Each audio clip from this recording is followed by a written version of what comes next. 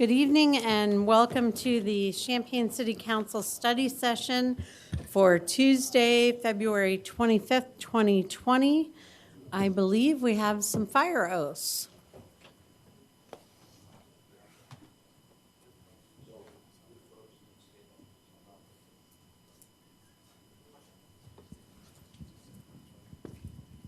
Hello, Mayor. How are you? How you doing? Welcome home. Thank you. Just for a short while. Good evening, Mayor and members of the council. I have the distinct honor this evening of introducing you to one of our new firefighters and also three of our firefighters who have been recently promoted. So I would ask for, first, let's hold our applause until we get done with all four. So I would ask for firefighter Rear to please come forward. I got it. So, probationary firefighter James Rear was hired 5 months ago and completed his academy class and other required programs.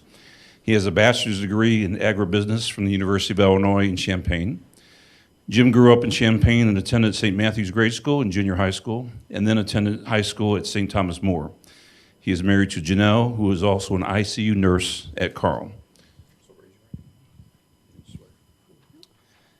I, James Rear, have been appointed to the position of probationary firefighter in the city of Champaign in the county of Champaign. Do hereby swear that I will perform the duties of firefighter to the best of my abilities, and that I will uphold the Constitution of the state of Illinois and the Constitution of the United States of America to the best of my abilities. Thank you. Just have us stand over here for a while. I'm going to give you a plaque. We will in just a second. Okay, our next firefighter is Philip Upoff. He's been promoted to the rank of engineer. Phil has been with the Champaign Fire Department for 6 years. You can come forward, Phil. All total, he has 10 years of fire service experience, spending his first 4 years in Lincoln, Illinois. He has a bachelor's in business administration from Illinois Wesleyan University. He's also a licensed paramedic. And Phil is recently a proud homeowner in the city of Champaign and owns a home here. I, Philip Uphoff, having been appointed to the position of fire engineer in the city of Champaign in the county of Champaign, do hereby swear that I will perform the duties of fire engineer to the best of my abilities, and that I will uphold the Constitution of the state of Illinois and the Constitution of the United States of America to the best of my abilities. Thank you.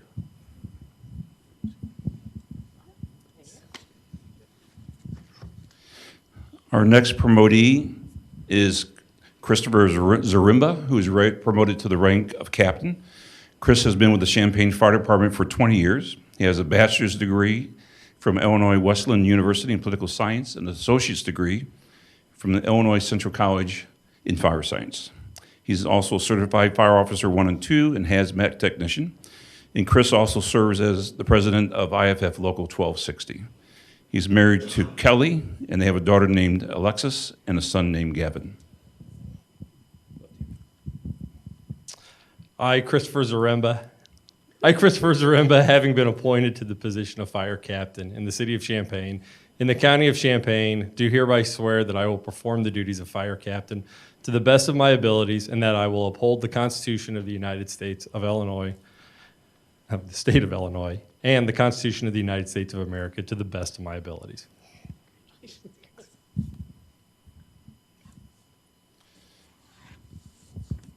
And last but not least is Tyler Funk, who is promoted to the rank of deputy fire chief. Tyler has a total of 22 and a half years of service with the city of Champaign and a total of 27 years of fire service, including 4 years at Fort Bragg as a firefighter and also at the Charleston Fire Department. He has an associate's degree in biological science from Lakeland College. And he currently lives in the city of Champaign. He's married to his wife, Tina, for 36 years, and they have 2 sons, Tyler and Taryn, and 2 grandchildren, Quinn and Kelly. His hobbies include birdwatching, hiking, and photography. Thank you. Hang on one second. Let me get ready for this. I, Tyler Funk, having been appointed to the position of Deputy Chief in the City of Champaign in the County of Champaign, do hereby swear that I will perform the duties of Fire Battalion Chief to the best of my abilities, and that I will uphold the Constitution of the State of Illinois and the Constitution of the United States of America to the best of my abilities. Congratulations. Thank you. Please join me in giving them a round of applause.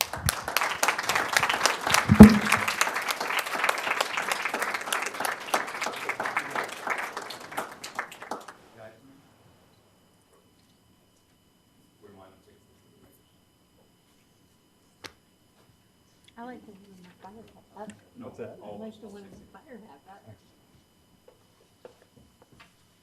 We all come this way, move that way. Yes, There you go.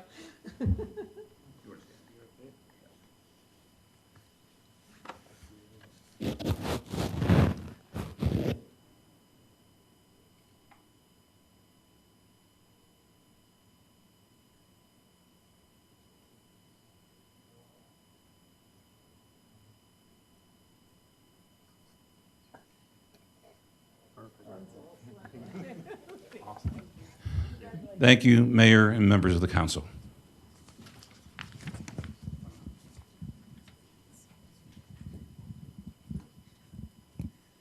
All right, Deputy City Manager Walls. Yes, Mayor and Council, this evening we have one item on our agenda, and that's to provide Council with an update on the Year 3 implementation, CU Fresh Start Focused Deterrence Initiative to address gun violence in our community. We'll also provide you with an overview of an action plan for the future. As you recall, in 2016, the city applied for a 3-year grant with the Illinois Criminal Justice Information Authority to assist us in planning and implementing a focused deterrence model. The grant enabled the city to carry out strategic planning activities, including an analysis of the crime problem, research on focused deterrence best practices, and to identify systems and processes that must be in place for effective implementation. And so this evening, staff will discuss lessons learned. They'll talk about actions for moving forward and what that implementation, proposed recommended implementation plan will look like. And with that, I'm going to turn it over to Tracy Parsons, our Community Relations Manager. All right, thank you, Joan. I want to apologize in advance. I've got a little bit of the cold stuff that's going around our community, so I want to apologize in advance for my voice and hopefully no coughing. Joining me on the panel tonight is Mayor Catherine Roberson and our office, as well as our wonderful police chief, Anthony Cobb. In the audience with us tonight are a number of members of our planning team that we call our MDT, and a number of our community partners as well. So we're pleased to share with you the work that we've been undertaking over the last 3 years. As you all are well aware, our community violence issue is something plaguing not only our community, but communities across the state and communities across the nation. And so what I like to talk about is our proactive approach that we've taken to addressing this issue.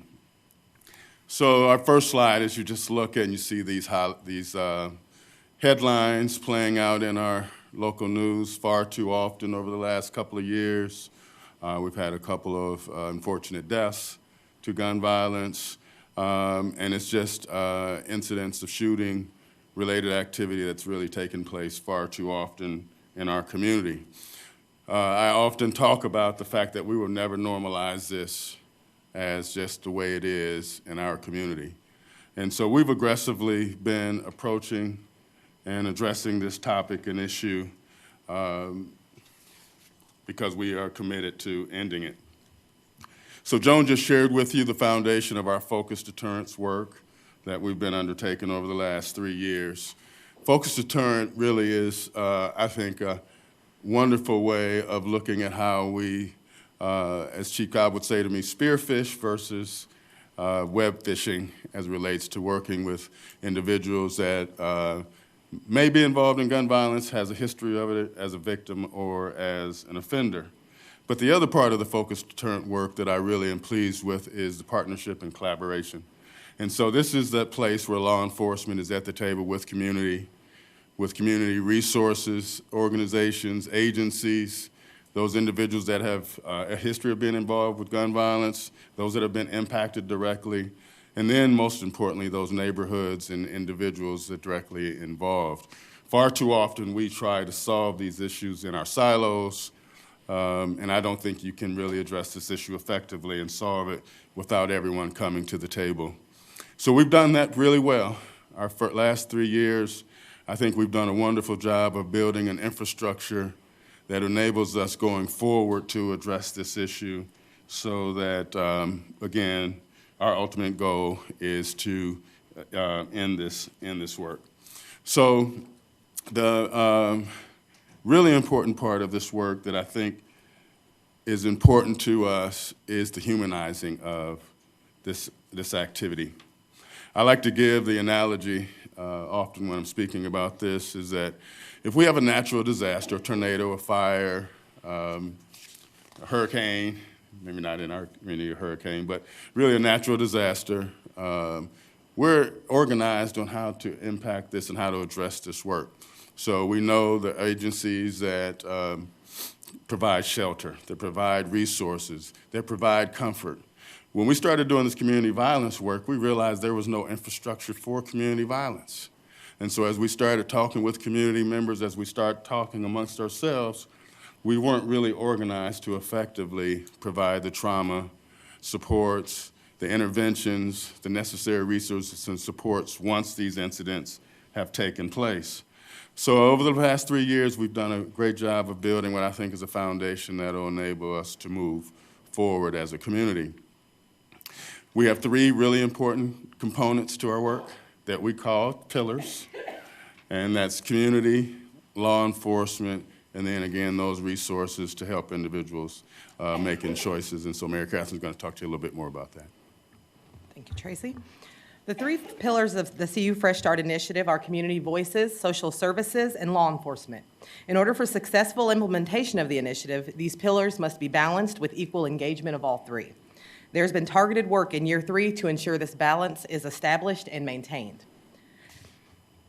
The community pillar provides positive community support for participants who choose to turn away from gun violence. This group includes friends of participants, clergy and funeral directors, neighborhood leaders and residents, members of the formerly incarcerated community, and victim impact representatives, some of whom have lost their own children to community violence. Through the community pillar, we're able to provide direct outreach to the most impacted neighborhoods. One of the ways we do that is through our Community Violence Response Task Force, which visits these identified neighborhoods and hosts neighborhood safety forums to get a better understanding of what our community needs to feel secure. This is also a space to empower the residents to voice their own ideas for solutions regarding community violence. Recurring safety concerns have included exposure to gun-related violence, the need for more positive community engagement activities, as well as better advertising of those activities that already exist, and also ways to provide more lighting in dark neighborhoods. And while addressing the needs of the community is one part of Fresh Start, and addressing the needs of the participants is another vital part. Through the social services pillar, coordinated by Rosecrans, we're able to identify participants' immediate needs and connect them with the resources in the community so those needs can be met. Through surveys administered in year 2, participants indicated a need for peer-to-peer support and mentoring in the areas of conflict resolution and behavior change. So through our partnership with First Followers, we've been able to strengthen these services that we provide. The most common needs participants express are related to jobs, job training, and housing. In addition to the supports provided by the community and social services pillars, the law enforcement pillar provides valuable intelligence, referrals, and offers participants an alternative to a life of involvement in gun-related activity. Chief Cobb will explain this pillar in more detail. Thank you. From the law enforcement pillar, law enforcement identifies individuals who meet the criteria and who we want to call into our initiative. The individuals that we identify are the individuals that we use local intelligence and we use data to identify individuals involved in gun violence within our community. These individuals are basically identified and called into our call-in, and the way it works is that law enforcement identifies these individuals. Once they find out who they are, they put together a dossier, and that dossier is presented to a blind community panel. And when I say blind, the panel does not know the identity of the individual. They just know the criteria. And when we present that criteria to that panel, they determine who should be called into the initiative. Once they go through it and they pick and say, we want candidate 2, 3, 4, not 6, not 7, but we'll take 8, 9, 10. We'll take those individuals and we'll put the names back with them, and we'll work with probation and parole, and we'll order these individuals to come into the call-in. Once these individuals are given the formal call-in, then they have opportunity to make a choice if they want to be part of the initiative, and they can engage or choose to go on with their life and not take part in the initiative. If a person does come into the initiative, then we take the opportunity to work with our community partners as well as our social partners and continue to follow with the individual by having monthly discussions about individuals, making sure they're moving forward, doing the positive things we need them to do or would like for them to do to avoid being involved with gun violence. Next, we're going to get into and start looking at some of the data around what are the things that are happening in our community. The slide that's before you right now is giving you a 5-year snapshot of gun violence within our community. It's broken down by color-coded by quarter, so you can see what's happening when it's happening. And if you look at the line over the top of it, which is the trend showing the total of all those quarters added together, you will see that in 2015, when we started keeping this data, I think we started in 2013 with our first years, we were ticking up. And in 2015, we hit our peak. And then we started ticking down in 2016 and 17. In 2015, we're at 127 incidents. We got all the way down to 82 incidents in 2017, and then we started ticking back up again. In 2019, we actually hit our all-time high at 138 incidents across the Champaign-Urbana area. Next, we're going to get into the participants as far as the individuals who were identified and who brought into the call-in. And to date, from the inception, we had 97 individuals who were identified as meeting the criteria who can be selected to come into the call-in. When these individuals were presented to the committee, 86 were identified as members that we should move forward with and given the opportunity to come into the call-in. Out of those 86 that were ordered to come to a call-in, 60 of them refused services and said, hey, I don't want to be part of this. I can move forward and do what I need to do to try to keep myself on the straight and narrow and avoid being involved with gun violence. And that's what they did. And 26 others said, no, we want to take the initiative. We want to take this opportunity, and we truly do want a fresh start.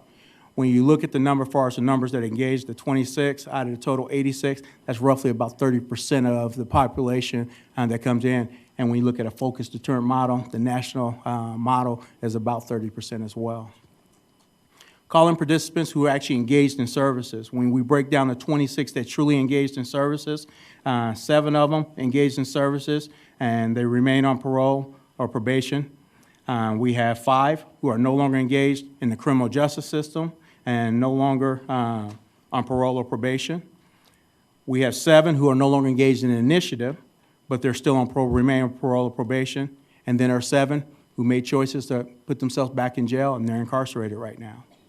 When we go back and look at the 60 who declined services, we have 16 that are not in the criminal justice system. They did what they're supposed to do. They got off their parole and probation, and they're living their life. We have 20 who are still on parole and probation, so they're working through their issues still, or still on straight and narrow, but like I said, they're still trying to work through their sentence. And then we have 21 who are reincarcerated for making a poor choice and getting sent back to jail. There's 1 who's a fugitive from justice. Basically, he's wanted.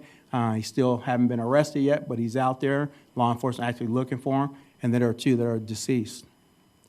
At this point in time, I'm going to turn it back over to Tracy, who's going to talk about 2 new initiatives we started in year 3 as far as customer notification and referral of participants into the initiative. Thanks, Chief. So one of the things we noticed and looked at is that annually we've had 1 to 3 call-ins a year. And there remained activity, as Chief shared with you, about our shooting incidents has continued to happen and take place. And so we began to look at different models and different ways of engagement. So we added in year 3 what we call custom notification, which enables us to do a one-on-one meeting with an individual who is on law enforcement radar or someone we might be concerned about engagement in the negative activity that's taken place. So in 2019, or in year 3, we conducted 2 custom notifications. We had 100% participation. And so we've learned a lot from that, and I'll talk a little bit more about that going forward. The other part is referral. So since the beginning, anytime that we'd have a call in or there'd be some media around CU Fresh Start, I'd get calls from someone that says, I've got a family member, I've got a grandson, I've got someone that I know that would be great for your initiative. But we didn't have a way for them to be part of Fresh Start, and so what we've done is add what we call referral. So we've had our first candidate referred to us that we now have brought on board and is working out quite well, working with our Rose Cants liaison. So we've laid a foundation of kind of what we have done over the past few years. We have 4 really key areas moving forward that we believe are important to continue this work and continue to deepen the work that we are engaging in. And so we talk about that in terms of our action plan for moving forward. So one is the leadership structure. So as I shared with you, we have our multidisciplinary team, we call it our MDT, comprised of over 20 members of our community, from law enforcement to court services to community members to formerly incarcerated individuals to resource entities in the community, all coming together to work on to pull this work together. Now, these are probably some of the more spirited meetings that I participate in our community, because this is very difficult, complex work. And I have 20 different MDT members with 20 different opinions about how and what we should do. What we've done, though, is effectively been able to massage our perspectives, our opinions, and our ego and our pride and our territories to come together to find a system that works well. And I can share with you, it is not easy. I talk often, not only in our community, but across the state, other communities that want to know, how do you get law enforcement and community members to the table? How do you get folks to put down those long-term issues around trust and historical trust or lack of trust that agencies, individuals, and organizations have with one another? So we've done a good job with that in our MDT, and everyone has committed to staying on board, moving forward, which is the first key for us. And we have an active committee structure, again, to break down the work so that the MDT isn't taking on everything. We have the subcommittees that are looking at participant review, our custom notification group, our resource development. So we talked a little bit about the importance of providing resources. If you're going to get someone to make change and do something differently, you've got to have the supports and services accessible to them, or it's not going to work. And so, and then our community component of our work as well. So the participant engagement, the first thing is our call-in, which was primarily our only way to get involved in CU Fresh Start. It's been controversial from the beginning. It's a very public event where we're bringing in groups of individuals to let them know that we mean business about stopping the gun violence. Again, that approach has been controversial from the beginning. As Chief shared with you, we're getting about 30% engagement.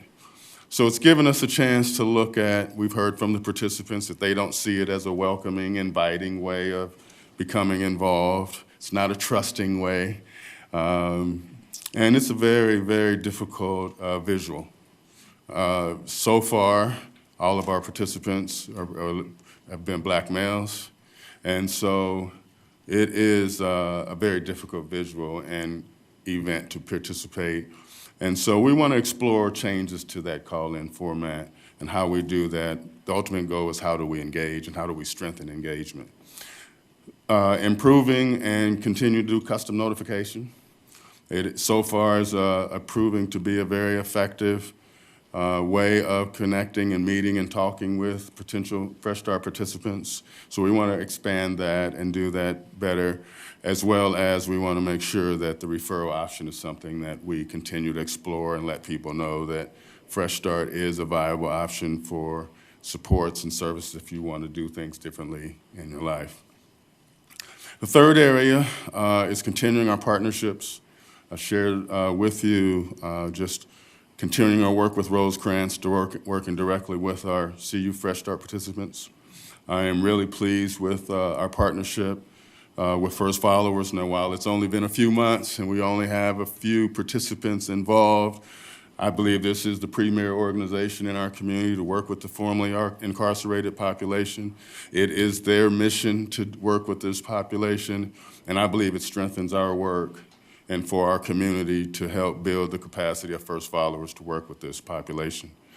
There's a couple of other community initiatives, Parkland's SWIFT program.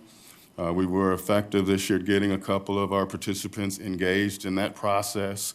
Again, I've talked about the importance of work, career, job opportunities. How do we expand that for this population of guys? Our partnership with the Reentry Council. So my first couple of years, we really struggled with our partnership and our role there. Mary Catherine is a member of the Reentry Council now, as that group and that entity where all of the organizations working with our reentry population are at the table. So it's important that we're there and that we strengthen the work of the Reentry Council. And then finally, how do we increase job opportunities in our community for those who are a viable workforce? And so we don't have enough employers who hire formerly incarcerated. We've got to expand the opportunity, work with those employers that will hire so that, again, we expand job opportunities and supports for this population of folks. And then finally, our community engagement part really just is so critical to our work. We have our community committee that I think finally we have fair representation from the community itself. I think the first couple of years we were really law enforcement heavy. We did that really well. But now we have gained some trust, I think, of the community that they want to partner and work with us, work with our population of guys, help address this issue community-wide. We can't solve, Fresh Start is just one part of this work. So we can't expect this to solve all the challenges and issues that we have as it relates to addressing gun violence and working with the formerly incarcerated community. This community meeting takes place, we have a regular meeting date, it's in the evening, so that those folks that work during the day can be and participate in those meetings where we're talking about strategy, talking about approach, talking about community partnerships in a common community space. We have a community violence response task force that's coming into neighborhoods once we've had shooting incidents taking place to talk with residents, to inform, to get feedback. And so that response task force is starting to be really responsive as we work out the bugs on how to do this more effectively, receive community feedback, let community residents know we're going to be in their areas to receive feedback and information and share data with them once we've had shooting incidents taking place.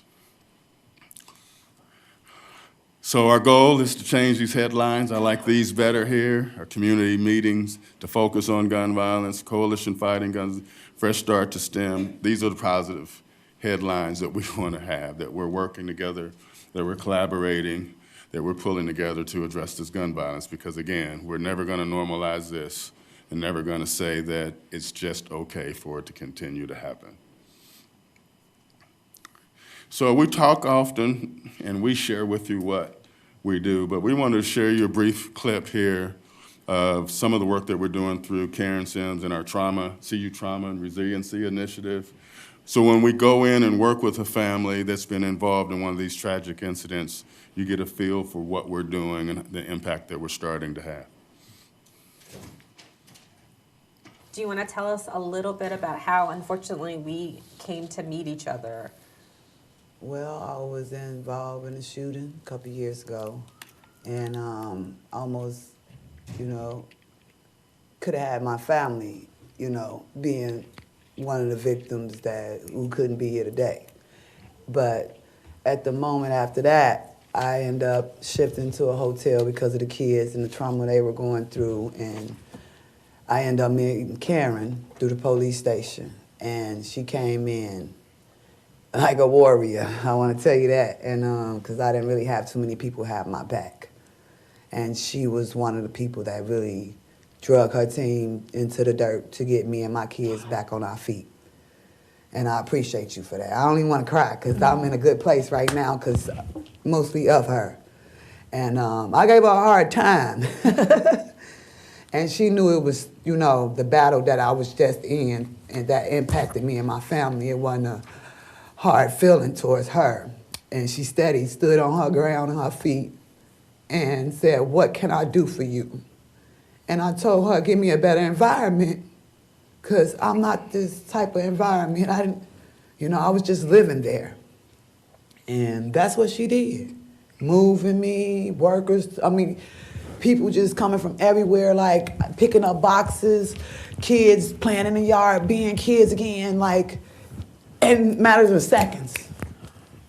It took weeks and months, but it was just she was constantly moving, like keeping me occupied, keeping my kids occupied, therapy, people from the community to help out with the kids, like with camp or jobs or, summer passes to swim and, just be children again. And that helped a lot, YMCA or, and that really, really helped me and my family a whole lot. So when you talk about that's what's up, right? And so when you talk about the ability to help and support a family, a neighborhood that's gone through these traumatic events, that's how we begin to make a difference and build those supports necessary for our community to, again, address and eliminate our gun violence issue. So that's our presentation for tonight. Thank you, and then we'll take any technical questions you have. Thank you. Are there any technical? Councilmember Gladney. Thank you. So 86, there were 86 participants with the call-in, and of those 86, 60 declined the services. I know you kind of you mentioned a little bit of this earlier, but can you explain in any more detail, like what's the feedback on why those 60 declined? I think through some of the surveys that we've done, we've seen some of the guys are turned off by the call-in, don't want to be part of it, they think it's more of a parade, bringing them in, you're parading them in, and then we're having a stern conversation, so there's some pushback there. Sometimes people don't want to engage for a lot of different reasons. Recognize law enforcement there, we're pretty much giving them a stern message. Either you put down the guns and do something differently, or recognize we're going to use every legal means available to us to hold you accountable. And that's a tough pill for some to swallow, and some choose not to engage for that reason. When we start exploring with custom notification, we're starting to find where it's a softer approach. It's not done in an environment where we're fronting a person out, so to say. It's done at a negotiated time, a negotiated way, and it's done in a softer approach where a person can make some decisions and not really been put in front of or on a pedestal on the stage in front of others. So those are some of the things around it. I don't know if the team want to add on to that from VRAP or other comments. Yeah, I think the things that the information we received back, I think as Chief shared, is spot on. The public setting around the call-in is a turnoff, and we've been told that a number of times in a number of different ways. And so I think the ultimate goal for us is engagement. So that's the reason we want to look at the tools and the vehicles that we are using for engagement and continue trying to learn. There's some individuals just aren't ready and don't want to be part of something like this. And so, but yeah, I think that's the core of it. All right, thank you. And I had just one more question. So the referral, this may be a stupid question, but is the referral able to be done anonymously? Like, so the person doesn't know who's referred them, So yes. Okay. And that process is not public, so they go directly to our community liaison through Rosecrans as the referral. But then that person is brought before our participant review committee. The person doing the referring? No, the person's name. The person's name, okay. Yeah. So we would contact that person and say, hey, you've been referred to us. Is this something that you have an interest in? And then they would bring that name to us as a committee, as a subgroup, to vet the name, for lack of a better word, to vet that person to make sure they're not in law enforcement radar. They don't have any pending cases for gun-related activity, those types of things. And once that's cleared, then we're going to do everything we can to engage with them. All right, thank you. Councilmember Bruno. Thanks. A couple of questions following up on Councilmember Gladney's inquiries about the intake process. First, you said that the call-in thing may have been perceived as uncomfortable or unpleasant, the public aspect of it. And I'd like you to comment on whether or not you thought that discomfort might have been a good thing, or was it just generally, at the end of the day, that discomfort level was more negative than advantageous? Did you want to, is there any argument that could be made that the discomfort is a good thing? I would tell you discomfort can be a good thing. Growth happens when you're uncomfortable to some degree, but at the same token, you got to have a person that's willing to accept. And a lot of times when we can get the individual from the call-in and go into the post-call-in, that's generally where the work started happening at. That's generally when the social service providers are there, and that's generally when the report starts to happen. As we're engaging and have the conversations with the individual back there, that's when you can see the light coming on for some of them where they will engage and want to move forward. Others need more time. And there are some guys who come in are pretty hard, and I don't care what we say, they're not going to listen. I'm here because I was told to be here, and now I'm ready to get out of here, and I don't want to ever see you again. So you get people on different ends of the spectrum, but it's an opportunity where we present factual information to these young men and give them opportunity to make a choice. Granted, they don't have to make the choice right there on the spot, but if they're willing and they know they want to do it, we'll definitely take them in a heartbeat. But then Ms. Hattie, who's our case manager, follows up with them and give them an opportunity. But if they don't engage with us within a period of time, then we move on. So I guess what I hear you saying is it's more of a negative than a therapeutic thing, or than a... And I would just add, Councilmember Bruno, that as I shared with you, the MDT and the different perspectives that we have as part of that team is, yes, there are those that want that level of uncomfortableness as part of our message around stopping the violence and stopping the activity that's got them identified by us. So we have this wide perspective on our MDT as well as it relates to that question there. So maybe this may be a related question, but I think you, Chief Cobb, alluded to a little leverage to start the process, that of these 80-some people, many of them are on probation or on parole at the start of the process. And correct me if I'm wrong, but that would give you the opportunity to mandate their initial appearance, that as a condition of probation, standard boilerplate condition of probation is cooperate with the probation department. Was that used, and was that effective, or was that also a turnoff? To say, well, your probation officer has ordered you to participate in the call-in. Yes, that was used. That's during how we get them in the room. They are ordered, they're required to be there. Their probation officers take attendance. So they're ordered and forced to be there. So sometimes it can be a little bit of a turnoff, but a lot of times the case managers do a wonderful job of when the individual has been told they have to be there, the case manager there and explain the process to them. So a lot of times we can get the participants in the room so we can have the conversation. Recognize custom notification, part of the reason why we started looking at that, because it gives us a little bit more avenue. Everyone who's involved in gun violence is not on parole, probation, and sometimes you don't have that tool. And sometimes you need other tools in order to get a person in the room. And we're finding through the few customs that we've done, that approach has gone a little bit better. And we wondered if we were taking a softer approach with some of the other guys who were ordering, will we've gained more compliance from them, opposed to following the book as was outlined when we started putting our model together, focused the term model following David Kennedy's model. But even with that leverage, or that tool for leverage, you found it wasn't helpful to use that to its maximum potential. You would back off if somebody wasn't in it, wasn't into it. You didn't continue to use the coercion of, well, your probation officer's ordering you to participate in this. We did up until this point in time, but recognize the feedback, the surveys, the work that's been done, hearing from the candidates, saying, hey, that's not effective, that turned me off.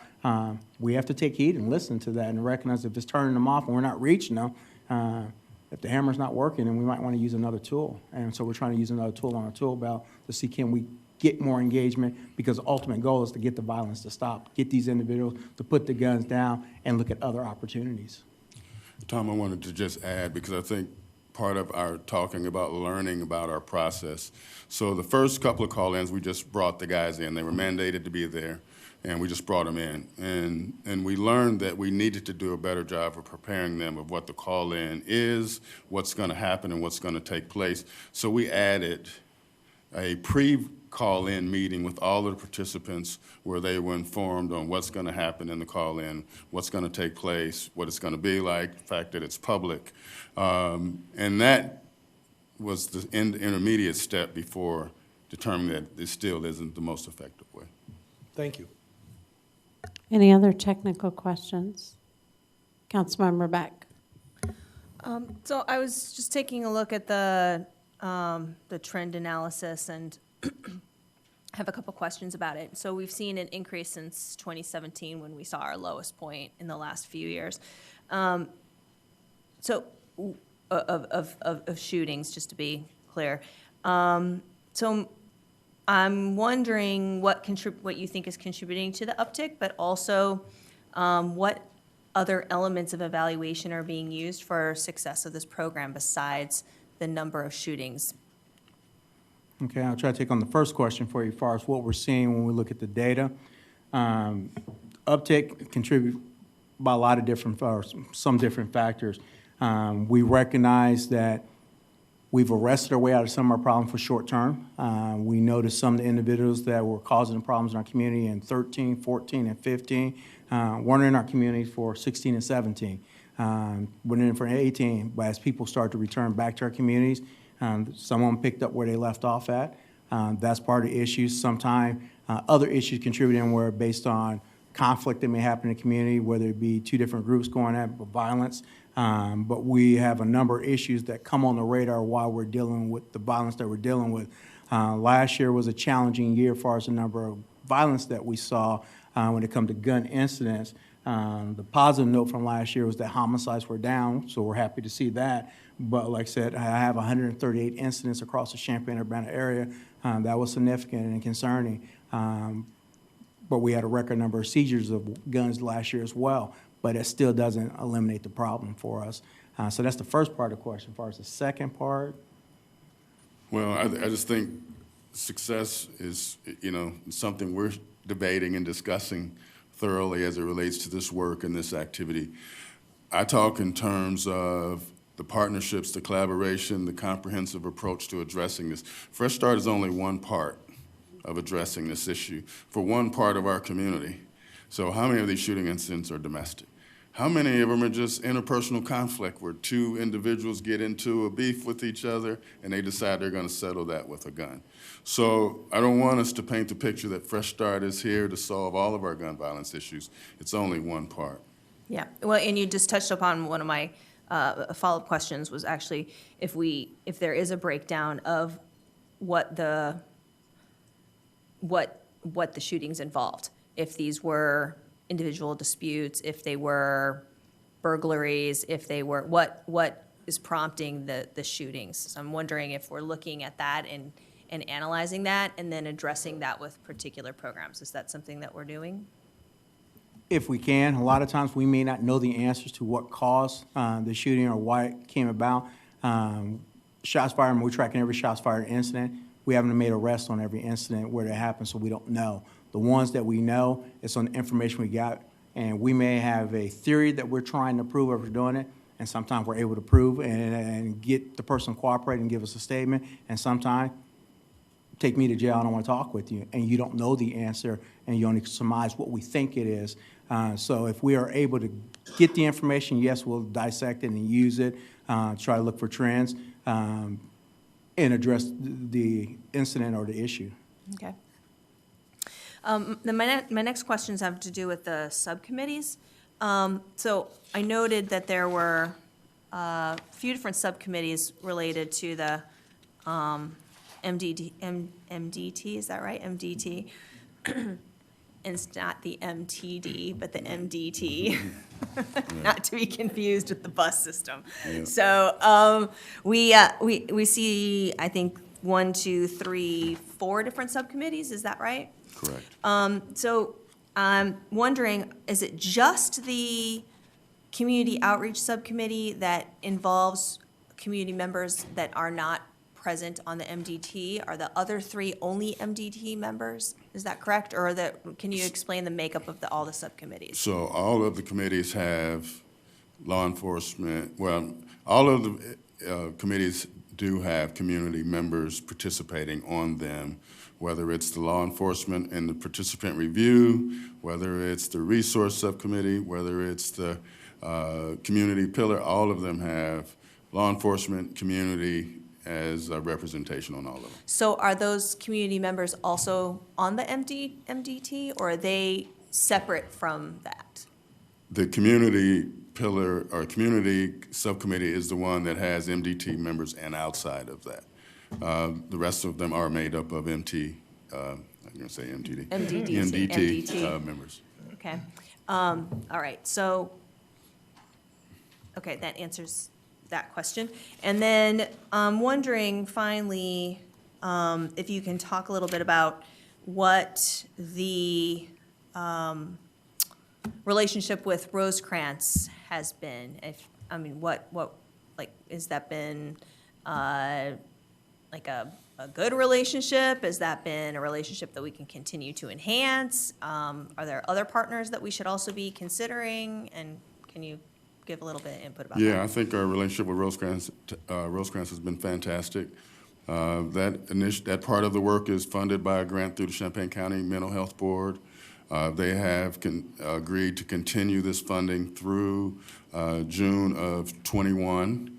And so it's like all of the work. We continue to grow together. We continue to figure out how we communicate better, how we continue to work out communication to make sure that we provide them the supports that they need for working with participants, learn what their needs are, what the challenges are, and how we support one another in this work. But they're a critical partner, and yes, we're excited about that work going forward. Okay, thank you. Councilmember Stock? Are there any other kind of, I want to say, new programs in the last few years that we're also looking at in terms of any cities doing anything different that's also working that we could maybe incorporate into what we're doing? Are we continually looking for that? Yeah, Mayor Catherine's on board, and that's a lot of what she's doing is looking at models all across the country so we can continue to fine-tune what we're doing here well and where we can improve and strengthen. And so that's the reason we talk about our community partners.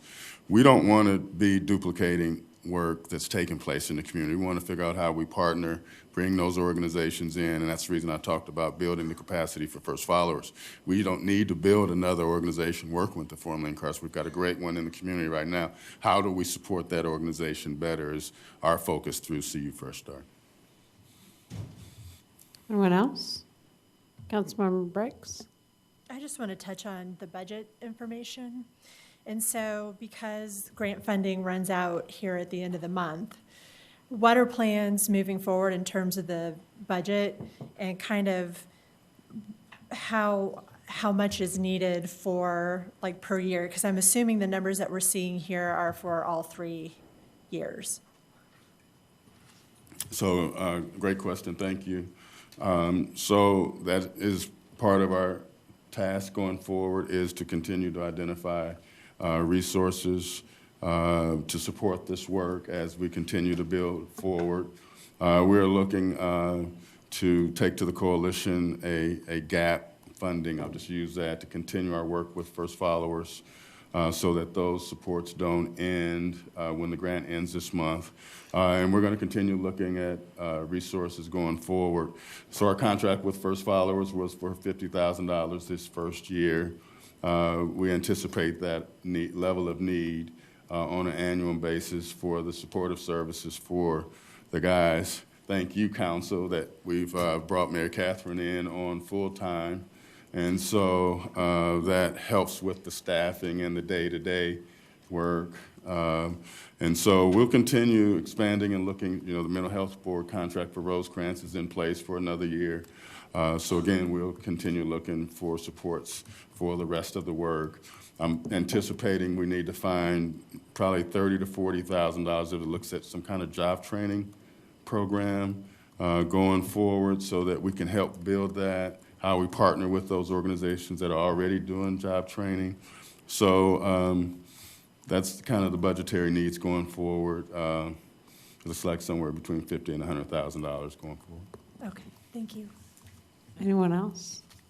Anyone in the audience wish to address this issue, please step forward, state your name and city of residence, and please limit your comments to 5 minutes or less.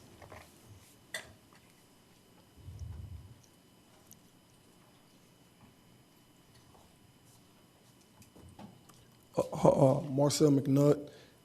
This is the answer to Mr. Gladney and Mr. Bruno's questions.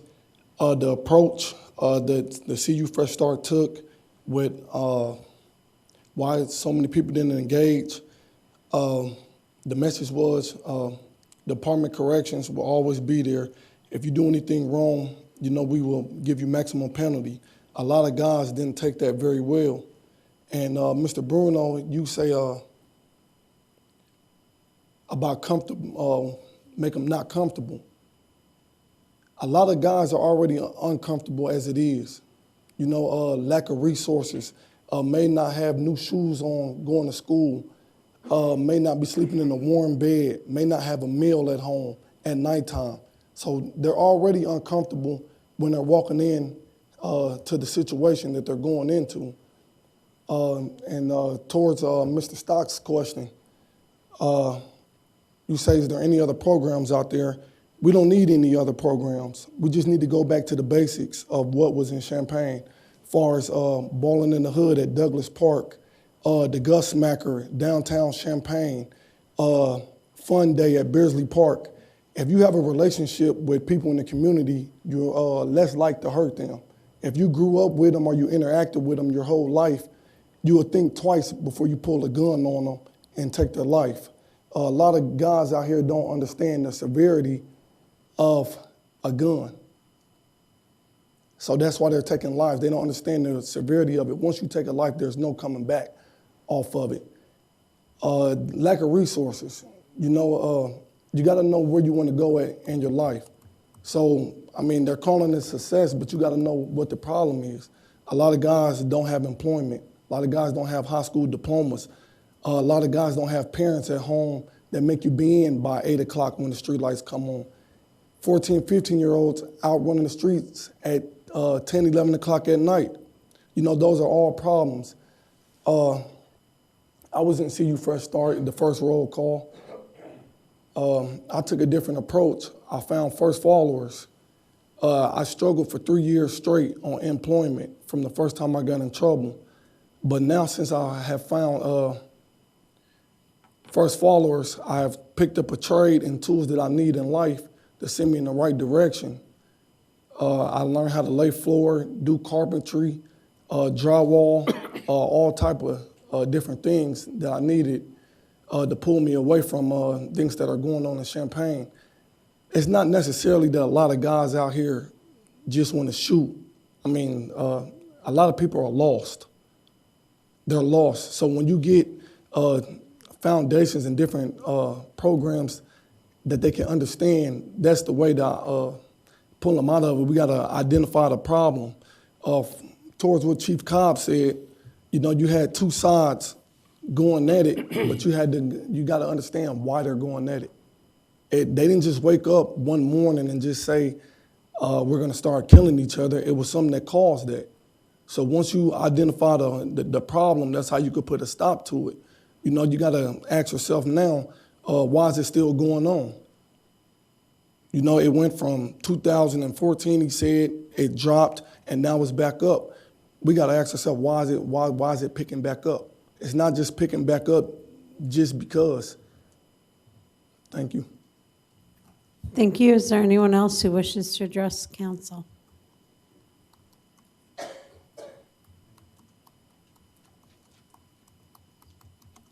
Good evening. My name's Carol Bradford, and I live at 508 Sunny Lane in Urbana. I work for Rosecrans, which is located at 801 North Walnut in Champaign. I am speaking tonight. I normally don't come out front. I'm the little worker bee in the back, in the background. But I felt compelled to speak tonight. Tracy kind of helped me. But I've been involved with the Fresh Start program since 2016 when what was formerly known as Prairie Center was approached by the city asking if we would be willing to supervise the case management piece. I was the only person who agreed to do it, but I was glad to do it. And one of the reasons is because I have come from a background very similar to a lot of the young men that we're trying to reach. I have family members that have served time in prison for murder. In the last 3 months, I've lost 2 family members, one in Florida and one in Tennessee, to gun violence. One shot 9 times. The other one killed in front of his newborn infant. So this is near and dear to my heart. It's not a job. My primary job is to supervise outpatient substance abuse treatment. So when I took on this gun deterrence program, it was because it was something that I felt was important. One of the things, I really just have 3 points I want to make tonight based on some of the comments I've heard. And like Tracy said, as part of the MDT, it gets heated sometimes. But I feel like for most of us, it's coming from a place of caring and wanting this to work and wanting to see it make a difference, not only in the community, but in the lives of the young men we're trying to reach. I have 19 and 26-year-old sons. I don't want them gunned down. So when I reach out to these young men, me and Miss Hattie, who is the person that provides the intensive case management services, it's coming from a place of love, of care, of wanting to see them have better lives. So point number 1 is, to me, the CU Fresh Start program is still an infant. It's a toddler.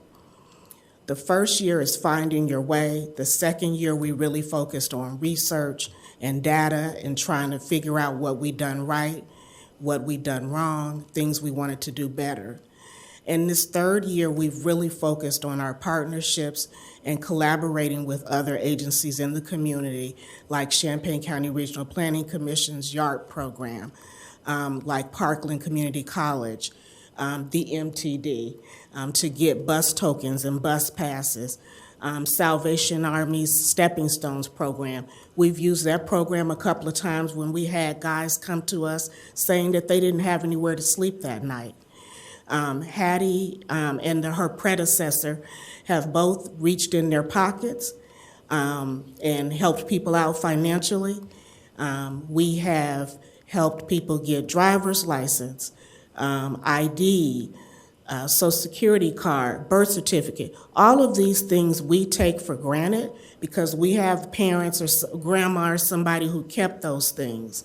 But some of these young men, they have to get the foundational things first before they can even think about trying to get a job and keep a job. And then you have barriers that prevent them from being able to make the steps they want to make. So a lot of the work that's done behind the scenes that not even some of the guys get to see are the phone calls and meetings that Hattie and I have, like the one we had a couple of weeks ago with administrative personnel from the U of I's Human Resources, trying to develop job opportunities for the guys we're working with. So did we have everything in place when we first started? No. Are we building coalitions and partnerships as we go along that's making CU Fresh Start a better program? Yes, we are. I was very excited when I got the phone call saying that the Champaign County Mental Health Board was going to fund us without us having to submit another grant for this year. And so not only are we funded through the end of this fiscal year, but we're also funded through next year. And I think that speaks to the faith that they have in the work that we've been doing all along. So I just wanted to get up here and say thank you to Champaign County Mental Health Board, thank you to the City of Champaign, and we appreciate your support. Thank you. Anyone else wish to address the council, please step forward.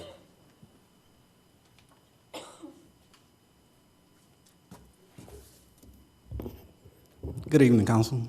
My name is Marlon Mitchell. I'm from Champaign. I'm actually the founding director of First Followers. So, again, Tracy had mentioned this in his presentation and this thing about collaboration. So I'm always from the school that it's going to have to take a team to do anything that's going to have to move mountains, such as this issue that we have with community gun violence. For too long, we have been working in silos. And I think I just wanted to talk a little bit about the structure of CU Fresh Start and with the MDT. I know we have four pillars, but I've always been from the school of thought that everything has to be driven by the community. And some of the lively conversations that go along in the MDT, there's a lot of passion, there's a lot of hope, and to be honest with it, there's a lot of care there.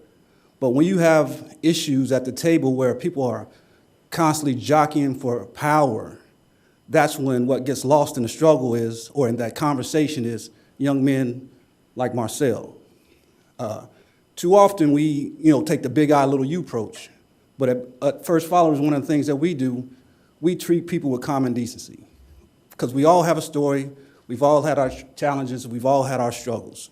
But at the same time, if I'm to help somebody, I have to listen to them with an open mind and a keen ear to listen to exactly what they're saying to me. And from there, only thing I can do is provide you with the resources and the support. Because we are into investing in people, not programs, not buildings, not any of that. We have to invest in our youth. You can gauge the wealth, not the health of a community by seeing how are the children. That's an old African proverb. How are the children? And that's because the children come first, because that's going to be our future. Now, we understand that CU Fresh Start is in its infancy stage. It's only been 3 years. For the first two and a half years, I intentionally stood out on the peripheral to kind of see what was this going to morph into. So when I was tapped by Joan Wall and her staff, it was just my duty. I would be remiss not to step in when I knew that a lot of these young men's lived experiences are my lived experiences. I'm formerly incarcerated. I have a gun case. I've had a gun case, so I know what that looks like. But at the same time, it took for somebody to invest in me to turn me away from that environment that I was in at the time when I was 22, 23 years old. So when I look at Marcel and I look at other young men that look like me and that have been through similar situations, I wouldn't have ever gotten to the point that I am without somebody investing in me and bringing a different narrative and turning that all around, because at the end of the day, a lot of these young men do not have anywhere to turn to. And when you talk about the engagement rate, if we're satisfied with 30%, that's not going to cut it. We all know, at least I know, and the people in my network knows, why that engagement rate is so low. Because historically speaking, we don't deal well with authoritative figures when it's law enforcement. And when I'm made to do something and I already don't have a relationship with that person, I'm not going to engage. I'm not going to step forward. I might want the help, but one of the best things that Tracy's team has done is revamping that call-in. Because honestly speaking, before Champaign County the city of Champaign even brought this here, the CU Fresh Start model, I saw the model back in 2011, 2012. And the only thing that I can do was go back in my muscle memory and remember when I was on parole, what that meant for me to walk into the parole office month after month after month to be dehumanized. Although I'm trying to get back in school, I'm trying to find employment, I'm trying to do all these different things, but I always have to check in to a point where it's like I have some sort of GPS system on me where I can't feel like I'm welcome. So inclusivity is key. Relationship building is key. Effective communication is key. But the most important piece is the resources. Now, we're living in a community right now where we just got $1.5 million with a YARP grant. We got $1.5 million from the Youth Build program. $50,000 did wonders for us in building internal capacity. If we spent that whole $50,000 on somebody like Marcel, I think that's a win. We need to invest in our youth. Thank you. Anyone else? Good evening, Council. My name is Carlos Harvey. I'm a longtime member of this community, born and raised here. I've had my ups and downs in this community as well, just like some of these youth that we're talking about this evening. I was incarcerated for 6 years. I had to do 3 years of parole, so that's 9 years of my life that I owed to the state. But during that time, I was given an opportunity to sit back and look at the place where I was at. It was Department of Corrections, so it was a time and place where I was able to correct myself. Given that time, I was able to take college courses. During that course, I was taking an investment course, and it was talking about what can you do for your community. And I remember when I was sentenced, a judge told me I was a wolf in sheep's clothing. That hurt me to my heart, and that stayed on my mind the whole time I was incarcerated. So I wanted to come back to my community and do what I could, the best I could for my community. And I'm a master barber. I've been cutting hair for 32 years. I come home and got my barber's license restored, went further, kept going, actually got my teacher's license. So now I'm eligible to teach in the state of Illinois. So by me cutting in the barbershop, I'm over at Rose and Taylor's barbershop over at 124 North 1st Street, and it's a known establishment over 50 years in this community. So you see a lot and you hear a lot, and you sit back and you hear about all these different shootings and things of that nature, and a lot of these young men that you know, raising them up when they were shorties. I mean, you know them. So I was sitting back thinking, how can I help? Through my profession. By me sitting on the subcommittee with Fresh Start in the community subcommittee part of it, I just want to, if given the opportunity, I think with this program given the opportunity, I think that we have good people in place that's actually trying to instill, and I would love, if given the opportunity, to teach some of these young men how to cut hair, to be a barber, to be a hairstylist. Not only the young men, but the women too, because they're out here as well. They need help as well. And bringing a trade and a skill to these young men and women, I think you will bring value back to their lives. Like you said, like Mr. Marcel said, that some of them don't know where they're going to eat next. Given the opportunity that I can sit down and I can teach them, life skills through barbering. I can teach them how to invest in people, and through the skill set, through the barbering skill, you're at the pay rate right now. The scale right now is anywhere from $15 to $25 a haircut. Given the opportunity, I can train them within 10 to 12 months, where they're making anywhere from $25 an hour, or if they're good enough, they can do 2 haircuts in an hour. That's $50 an hour. Now you have no reason to go out here and sell drugs, or to rob anybody, or break in anybody's home. So I just think with this program, I think they have a lot of good pieces in place with the Rosecrans, helping with mental illness. Right now I'm a life coach with Boys to Men. It's going well, but I want to extend out to the 17 to 30-year-olds, because they need help as well. And when you feel like you're lost out here, and I've been down that road before, you feel like you're lost out here, you feel like you really pretty much have nothing else to lose. So I just want to be a help and bring value back to our youth. Thank you. Thank you. Anyone else?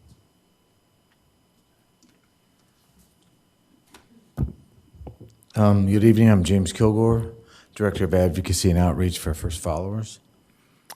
So 5 years ago when we started First Followers, I would have never dreamed of standing here like this, talking to the city council in sort of a positive voice. As a formerly incarcerated person and having fought in the community to have the voices of formerly incarcerated people and critically impacted people be listened to in local government structures and in official structures. That it's been a battle, and I think that we can say we've made a little bit of progress, and that's good. So for First Followers to have connected up with the City of Champaign in this partnership, as well as with the City of Urbana, the Champaign County Mental Health Board, the Housing Authority, this feels like something that we can call progress. I'm never one to overstate progress and be overly optimistic, so I want to make sure we don't rest on our laurels, because I think there's a lot of things that need to be done. So I do want to, first of all, commend the move to rethink the call-in, because when I think back to my own time of being in prison, I remember them bringing in these little bitty teenagers into prison and them finding the biggest, most swole men in the population sit there and yell and scream at these youngsters, trying to terrify them out of ending up where they were. And all of us that watched that said, this is never going to work. You're not going to scare people who trade on not being afraid into not doing what you don't want them to do. If anything, it's going to flip the other way. So I'm really encouraged that we're moving away from that, and we're trying to find ways to invest in people. Because the discomfort, as Marcel spoke, the discomfort that people already feel, the discomfort that formerly incarcerated people feel to come here and stand and say, I've been in prison, I've been through all this. That's a lot of discomfort. We need to build the strength that comes from people's experience and blend that experience with the resources that we have in the city and beyond. Secondly, I want to make a point that gun violence is not about guns. As the woman that Karen interviewed there, what did she need? She needed a better environment. So a better environment is about resources. It's about changing the opportunities that are available to people, like what Marcel and like what Marlon said. We need resources. And I think we are at a moment here where we can use what the City of Champaign, what the City of Urbana, what the Housing Authority, what the Mental Health Board is doing to begin to recognize reentry, to begin to recognize the challenges that are faced by youth that are touched by the criminal legal system and are about ready to go off the cliff for 20 or 30 years. Let's find ways to bring the resources together. Let's find ways for local government structures not to remain siloed and not to say, it's not our job, it's their job. It's not our job, it's their job. But let's say, how do these bodies come together and come up with a county-wide strategy to deal with a problem that affects everyone in the county? How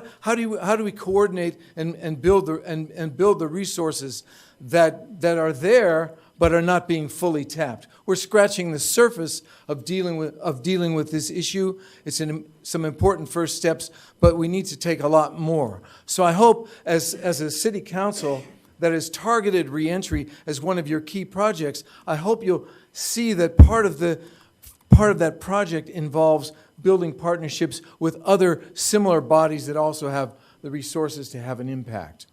And the last thing I just want to say is that I hope that we'll think a little bit more about restorative and transformative justice models as we move forward, in Fresh Start and in other programs in the community in terms of how we deal with these issues. Thank you. Thank you. Anyone else? Hi. So Karen Sims with the Trauma and Resiliency Initiative. So typically I don't show up. In these kind of spaces, but I felt compelled because I've had the opportunity to work with Fresh Start since its inception. And before I kind of go in and talk about my own personal experience, I tend to not be in the front room, but I've been in the back providing support to partners, girlfriends, family members, and those kinds of things. And I will tell you from being in the back part of the experience with people who are part of the ancillary team, they too have found the experience of the call-in to be disconnecting, to not be something inviting. And I want to say a little bit about why. So I'm the trauma person, so I would be remiss if I didn't talk about why. And I'm actually going to recommend a resources for everyone to check out. So the Illinois Criminal Justice Authority put out a great resource guide looking at the narratives of men who've been incarcerated, looking at men in trauma. So I would love for you to look at that as a guide, because statistically, all the men that we're talking about serving and trying to support are men who statistically have been impacted by a variety of different traumas. And what you are experiencing around disengagement or shut down, or all of those things, if we were talking about vets, that would be typical signs and symptoms. And what we know from the research and science is about 1 in 5, 1 in 6 men who've been involved with community violence or urban violence present with the signs of complex PTSD and trauma. And if you want to get to under it, people have talked a little bit about their lived experience. I want you to know that their lived experience in terms of what was shared is supported by compelling research and science.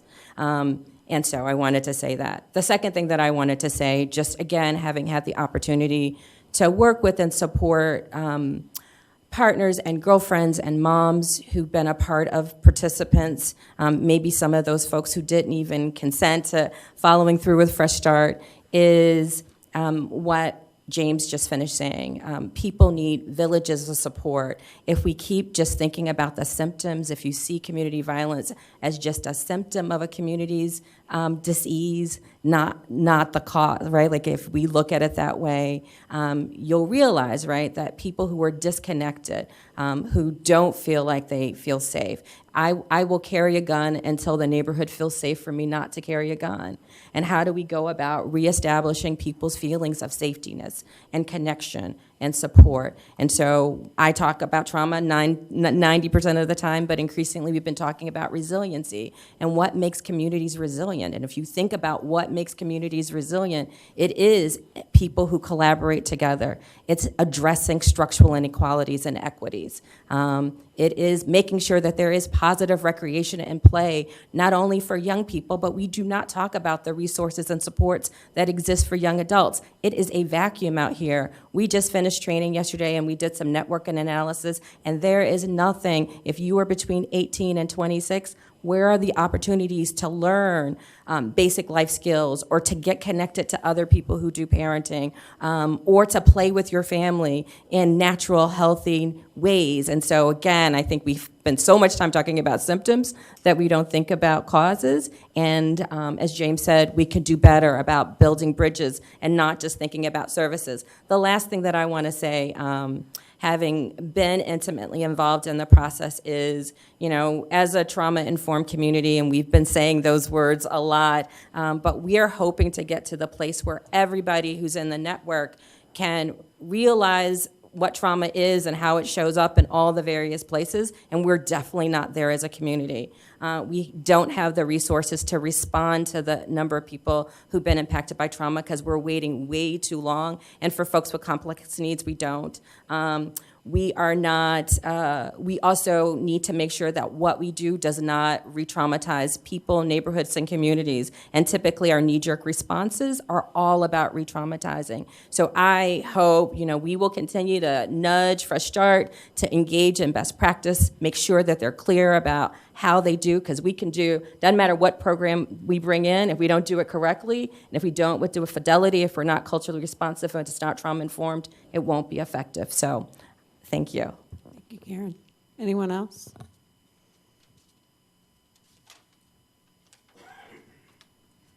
Good evening. Leanne Kelly, 1010 West Park Avenue. I wrote it up so I'd be under the timing. She wasn't sure she was going to speak, so I wrote something because I'm her cheerleader. I've been volunteering with the Trauma Resilience Committee about 5 hours a week for the last, I'm into my 4th year now. And I appreciated that Fresh Start mentioned the importance of trauma-informed practice. So that interview you saw was just one piece of what CU TRI, the Trauma Resilience Initiative, is doing. Yet I wanted to make sure that the council did not see CU TRI as just another resource or program. Our vision is a resilient Champaign community where everyone has the support and access to resources to reach their potential. This means that a community as a whole fully embraces both the trauma-informed approach that enables healing, as well as the resiliency skill-building approach that instills the protective factors that enable all ages to successfully cope with trauma. Peace for Tarpon is the Tarpon Springs, Florida initiative, whose tagline is trauma-informed, building resiliency. And this is how they describe this combination. Being a trauma-informed community means that Tarpon Spring has made a commitment to engage people from all sectors: education, juvenile justice, faith, housing, healthcare, business, in common goals, which is one of the hallmarks of a collective impact model. The first is to understand how personal adversity affects the community's well-being. The second is to institute resilience-building practices so that people, organizations, and systems no longer traumatize already traumatized people and instead contribute to building a healthy community. CU TRI has already begun training organizations within our community. If our city seriously wants to reduce all forms of violence and create a community that thrives at all levels, I sincerely hope this council would lead our community in the systemic transformation that communities such as Philadelphia, Richmond, Virginia, and San Francisco have already begun. Now, on a personal note, I'll tell you that one of the things that we've done in this is the start of our third year, is a 40-hour training called Healing Solutions, aimed primarily at community members so that they can become knowledgeable enough to be peer support within the community. Because it's not only, as you saw with KK, she wasn't the direct victim, but everybody in that neighborhood is impacted. So I had the privilegeous time of doing it, all 40 hours, the last 3 out of 4 weekends. We had 7 or 8 definitely from in the neighborhoods that are impacted.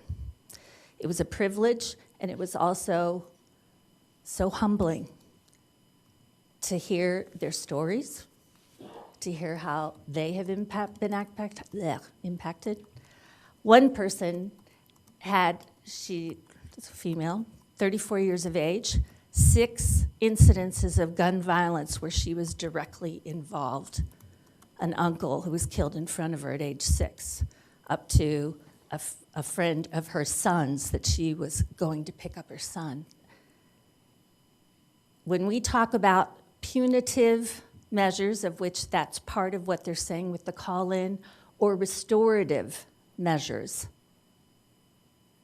the most effective is restorative, just as everybody was saying, because when you treat the person with dignity, they know that you care about them because you sit and actively listen, then they're willing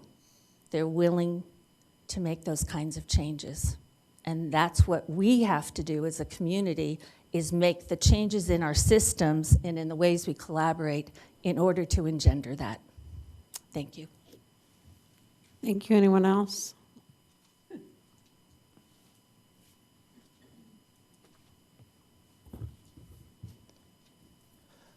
Good evening. My name is Bryant Seraphin, and I am the police chief with the city of Urbana. I addressed you all maybe a little over a year ago as I was the interim chief.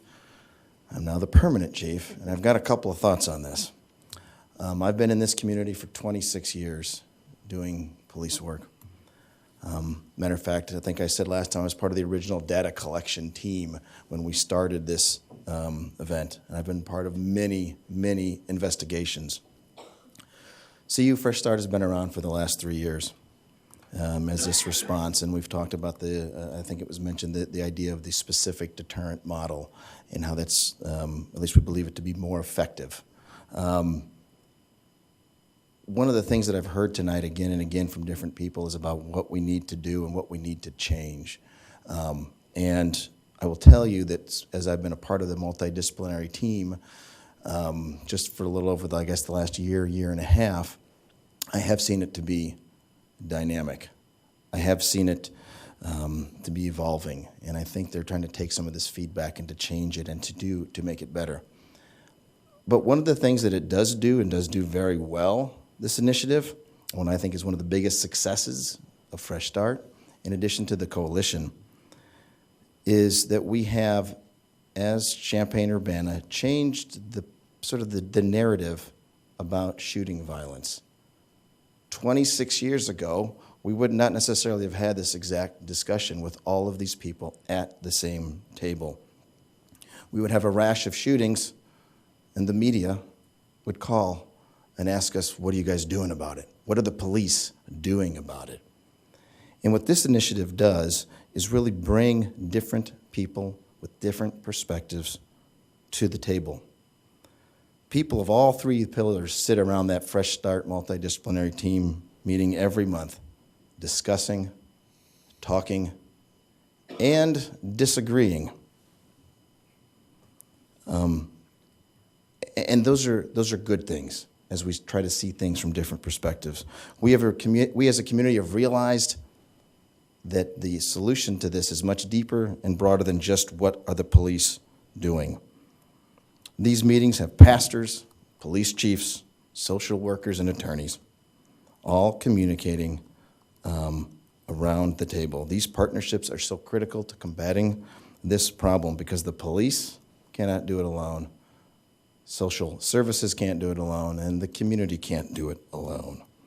So tonight, I just wanted to thank you for listening for these couple of minutes, and I would encourage you to continue to support this effort.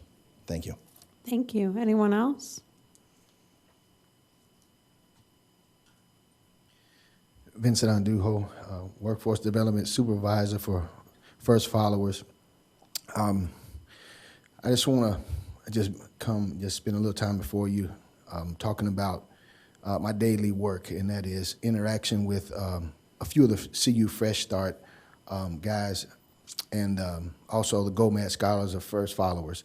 And what I wanted to highlight was what we do daily is we not only are in a training setting for residential carpentry and remodeling homes, but we also get a chance to have dialogue daily. And in those sessions, I get a chance to hear the concerns and feel the heartfelt passion of the young men and what's going on in their lives, what's going on in the community from their perspective. I feel their pain, their triumphs, some of their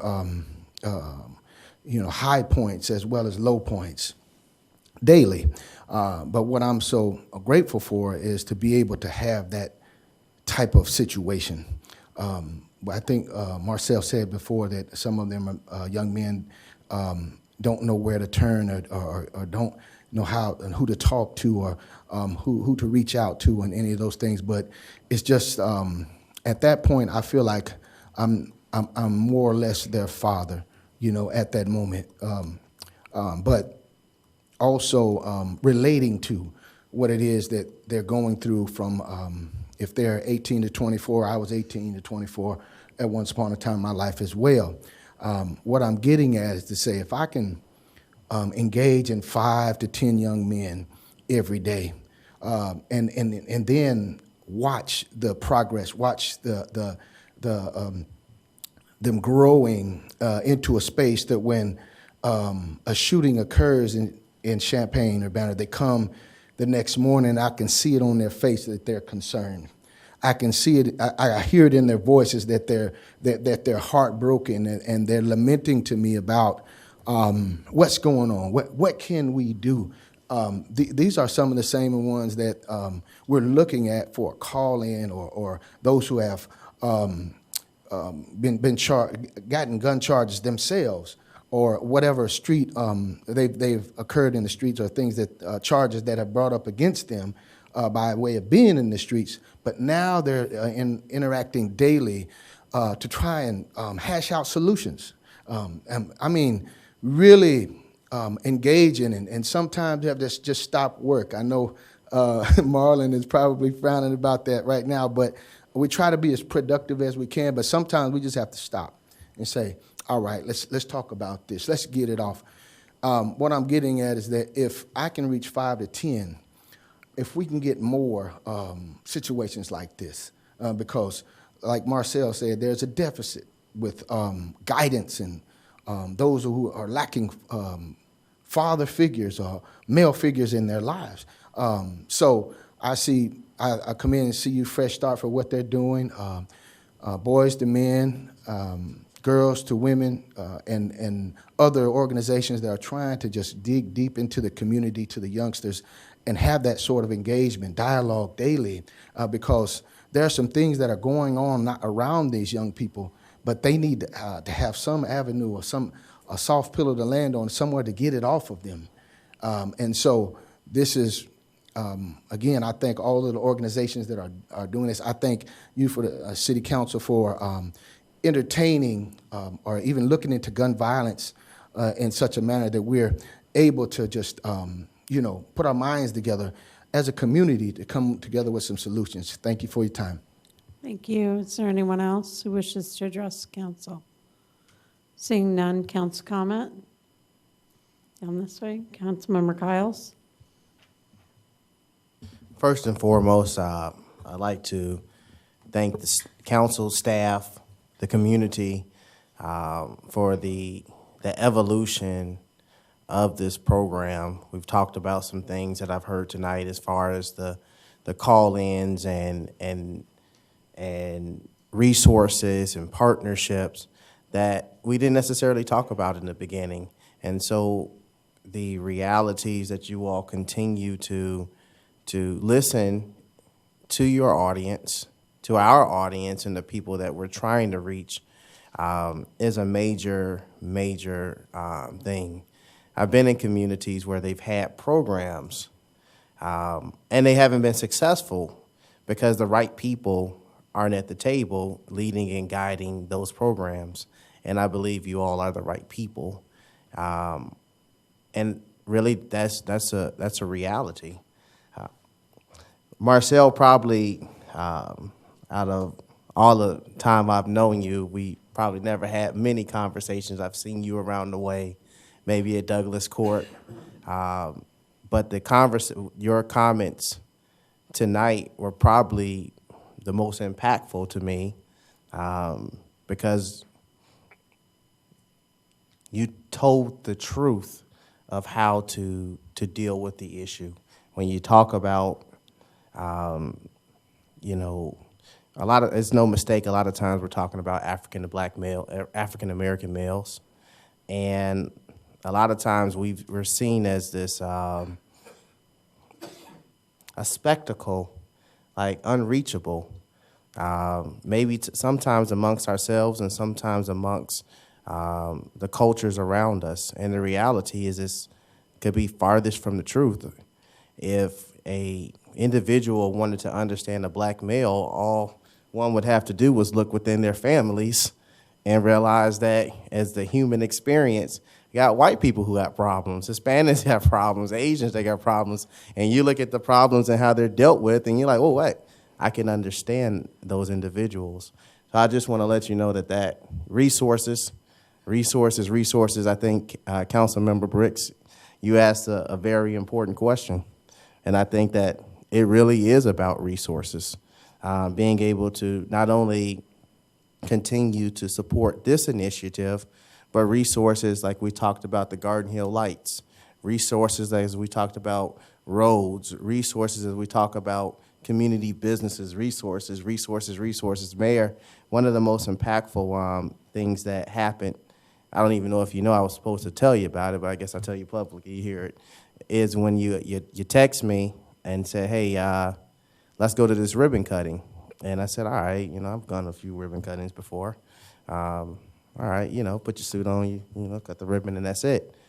But afterwards, the purpose was to engage people that didn't look like me particularly, and you, from that standpoint, and say, hey, what about a grocery store or some type of on the north end of town, something that restores pride and respect?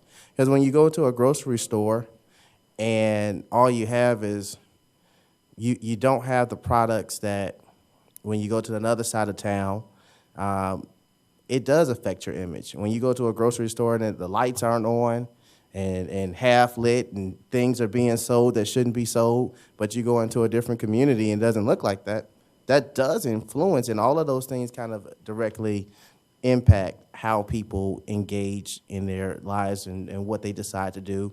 Unfortunately, some people do decide to engage in gun violence.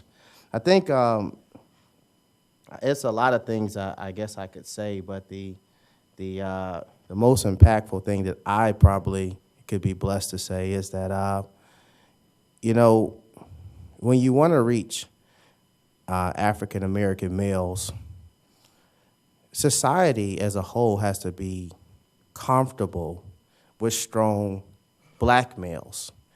And society is not comfortable with strong black males. And we don't beat to the same drum. So sometimes we get engaged and we get involved, but sometimes we may seem aloof. But it's not because we're trying to be disrespectful or anything. It's just, this is who we are.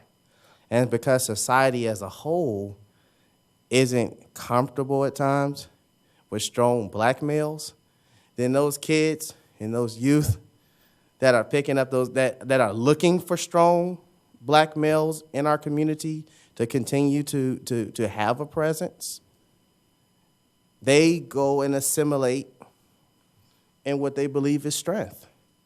And I think that that if we could, I don't have enough time. I see the clock is running down to talk about that. But the reality is, when I look at Marlon, and I look at Marcel, when I look at, I don't want to call people out, but when I look at Chief Cobb, Tracy Parsons, when I look, and no disrespect to women, I'm just saying, when you're talking about males, and you don't get to see those images as a regular basis, what do you expect is going to happen? I mean, it's kind of like a self-fulfilling prophecy, if you really ask me. But, that's that. As far as the program, I mean, you all are doing a wonderful job. Of course, we're going to continue to tweak the process. Of course, we're going to continue to find resources. And I know that those needs will be brought to City Council. And we'll even engage and ask some questions like, what type of resources do you need? But if we really want to continue, I mean, you just got to we have to, as a community, continue to plug away at it. But we really do have to at least acknowledge how society deals with some of the things that happen outside of this council. The fact that people can't get jobs. The fact that when you go to a construction site, you don't see a lot of black folks. When you talk about high-paying positions where people can invest back into the community, and you just can't get that outside of a city council initiative. We know how government has to go through its phases before things happen, and we don't acknowledge those things, and and don't deal with those aggressively, it really is kind of hard to deal with the issue from a holistic standpoint. Councilmember Stock. Thank you for your presentation. Chief Cobb, can I ask you a real quick technical question, because this gets asked to me a lot. I know the answer, but I just want to hear you say for our viewing public. Is this uptick in gun violence, is this a unique to Champaign-Urbana situation, or other communities having the same kinds of issues? It is not unique to Champaign-Urbana. As stated earlier, we see these issues going across our state and even across our country. Gun violence is a problem that multiple communities are trying to address. Okay, thanks. I knew the answer. I just wanted other people to hear. Thank you all for your comments. They were really helpful. I kind of walked in here tonight a little less optimistic than I am right now. I'll put it that way, because I was looking at the numbers, you know, and when you're looking at 30% have done the call-ins and that kind of thing, I was a little, But as I thought about it and listened to your presentation, my mind has really turned around from where I was 2 hours ago, in terms of just much more optimistic. I really like the custom notification and the referral piece. I think that's huge. 27 years of 16-year-olds has taught me public shaming is not really the way to go. And when I've gone to the call-ins, it's felt a lot like public shaming. I've been to one, and there was some effectiveness to it. I get it, but at the same point, it also felt like people were kind of being up there on blast in front of people that they don't know, that don't live the lives they've led, that don't have the issues that they have to deal with. So I think that the custom notification piece and maybe some more one-on-one, I think that's a really positive step in the right direction. When I was asking about other programs and what other places are doing, it wasn't to dismantle. I could tell who had never taught before, because teachers steal ideas from other places all the time. So it was really more about, are there other places doing things that we can steal, basically, and incorporate into what we're doing. So it wasn't to dismantle this, it was just what can we do to enhance it from other places. I still and I was told a couple years ago that it's not a work program, which I totally get, but I still like the idea that we're trying to keep doing more workforce and job training stuff, because that's really going to be the key. If you've still got to feed your family. If we want to get people from doing illegal things, we've got to give them legal things that makes them be able to pay rent and be able to feed their family and all those kinds of things. So I really like us to keep doing that in the mental health services, but I think, like I said, I'm really encouraged tonight about the direction we're going and some of the things we're doing. So thank you for your hard work, because I know it is hard work. Councilmember Beck. Thanks. So when I started my term on council, I have to say that I was not enthusiastic about CU Fresh Start. I didn't like the methodology that it was using. I didn't think that it spoke to the root problems that we were having in our community. But as the years have gone by, I think that the CU Fresh Start program has been much more responsive and continues to be much more responsive to the comments of the community, comments from council, and is starting to address the very needs of the community in order to address the violence issues. So I think that we've made great strides. So congratulations on that, and congratulations to the MDT, because I know that there are varying opinions about that. And to be able to come together and be able to find a path that will respect that voice from the community, I think is an important piece. And so I hope that work continues, and I was glad to see a few changes that have occurred, like others that have talked about. I'm glad to see that the call-in is changing format. I always felt uncomfortable about the call-in format. There's a difference between shame and guilt. When people walk in, they know they've been guilty of a crime. They know that they've been guilty of certain behaviors. But shame makes people feel like they are unworthy of belonging, or they are unworthy of being a part of a community. And certainly that is the antithesis of what we're trying to achieve in a call-in. We want to make people feel like they can be and that they are part of our community and that they bear responsibility in that, but they also are welcomed into the community. We want them to be part of being a productive citizen, being a part of what we are achieving as a community. And in order to do that, we can't start with shame, because we won't provide that welcoming atmosphere that people need in order to make the real changes that are necessary. The 18 to 24-year-old needs, I think, continue to be a big issue that CU Fresh Start isn't going to necessarily be able to address. And I'm hoping that we can continue to address some of those needs as council, because I think that we are talking about some programs and some things that will continue to address those.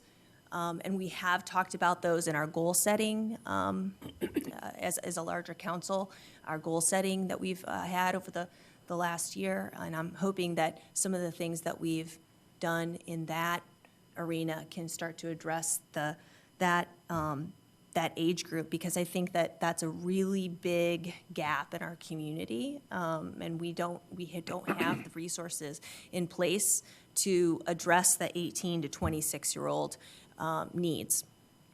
And so, when we're talking about education, but also beyond that, just the healing of trauma, we don't have the resources, and we need to make room for those. One of the things that I'm hoping that we can do also is, I also want to say that I'm really glad that the relationship with Rosecrans is going well. Mental health services is imperative in this process. It is just, I can't overstate the importance of mental health services in moving people forward from violence. And I'm hoping that as we continue to look at our staffing on our police force, because I know that we're going through that process right now, I'm hoping that we can continue to think about what it is that we're going to provide the community to address trauma. I'd like for us to continue to think about forensic social work and how we can incorporate that service into our policing, because I think that that is an important component that we're missing. I think that piece is really important to bridge the gap for victims of violence and victims of crime, but also people who are perpetrators of crime, because they are also victims themselves. So we need to bridge that gap. We need to make that, we need to make that available to people in our community. And that piece, I think, will help in the long run to reduce the amount of violence that's in our community, because we'll be working with the entire solution. So I think that those are a couple things I think we can do outside of See You First Start. And I think that those will help to enhance what we're trying to achieve through this. Again, I'm glad to see that the emphasis has been on continuing to build resources.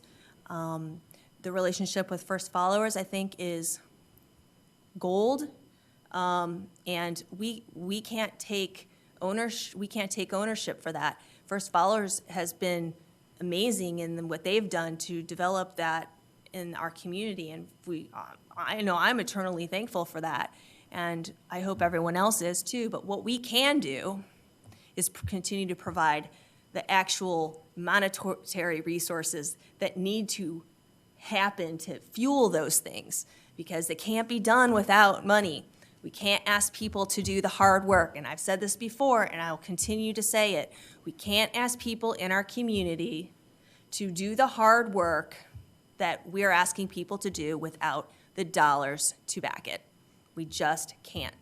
And oftentimes, and I've said this before, we ask communities of color to do the hard work with no resources. And it's easy for me to sit on the sidelines and say what needs to be done, but I have to back it up with dollars, and that's what I can do. I know that's what I can do. So I'm continuing to be dedicated to looking at the resources that we can provide, and I know that's something that we're going to have to be addressing in our next budgetary cycle. So thanks for your presentation tonight, and I look forward to seeing the good changes that are occurring, and I look forward to next year's presentation. Councilmember Briggs. I want to thank you for your presentation, and I sincerely appreciate everybody coming here tonight and for sharing your perspectives and your different focuses and the work that you're all doing. And I think it's super important, and I think, I don't know if this is as a result of Fresh Start, but the community coalition and the work that everybody is doing in terms of coming together and putting egos aside, as was mentioned earlier, to really try to find solutions and try to find good responses is important.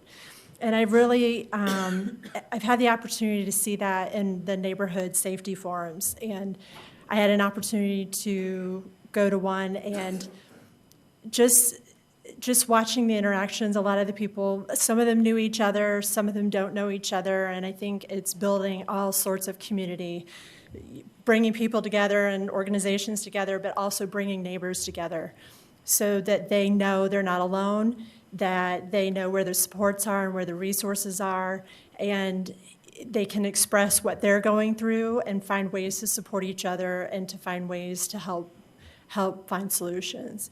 And so that's been really, really impactful for me to see, and it's been really, really inspiring, particularly from a lot of the violence that this particular neighborhood has seen. And so thank you so much for your work on that. And you know, I had some hesitations with CU Fresh Start. When you first come in, when you first learn about it, it doesn't seem to make a lot of sense. And then I read the book, and I went to a call-in, and the call-in is extremely intense, and I can't imagine a potential participant what they go through when they're sitting up there, because it's intense for the people that are sitting there watching it, and I can't imagine if it's directed at you.